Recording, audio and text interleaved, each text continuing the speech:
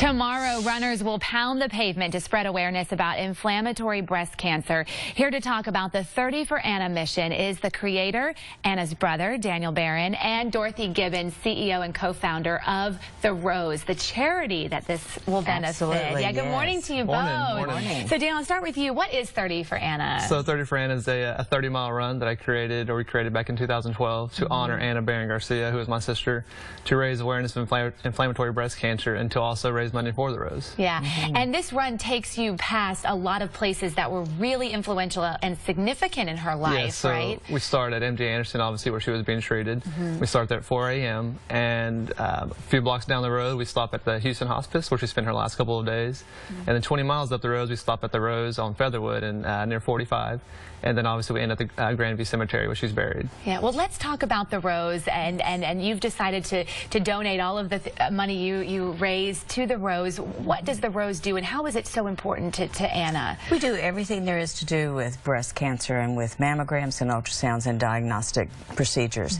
Ana was our first woman to go through our Young Women's Clinic, and as a young woman, being diagnosed with IBC is just so devastating, and that's one of those diseases you really have to know what you're looking at in order to diagnose it. And so, you know, we feel it's very important for young women to know they can get breast cancer too, and it comes in those rare forms. And that's what The Rose is there for, to make sure that any woman, insured or uninsured, has that access to care. She was diagnosed at the young age of 30. She had two young children. What is inflammatory breast cancer, and what do you want people to know about it? Well, inflammatory breast cancer is a metastatic cancer where it spreads throughout your body. When they catch it, it's at a stage 3 or stage 4. And oftentimes, or actually, it can't be found with a mammogram because it's not a lump. It typically doesn't start with a lump. It typically starts as a rash. It starts with some swelling. Your skin looks kind of like an orangey peel. You have a flattened nipple or inverted nipple. So it can't be found with a mammogram. And that's where the doctors initially misdiagnosed her with mastitis because she had just had a baby, so it looked like it's a breast infection, and that's when she was referred to The Rose, and that's when The Rose realize what it was. And what does it mean to have a family like Ana's family raising money for The Rose? This is amazing, and you know, they're such a wonderful family anyway, but to gather up all these people to run 30 miles, I mean, that's amazing.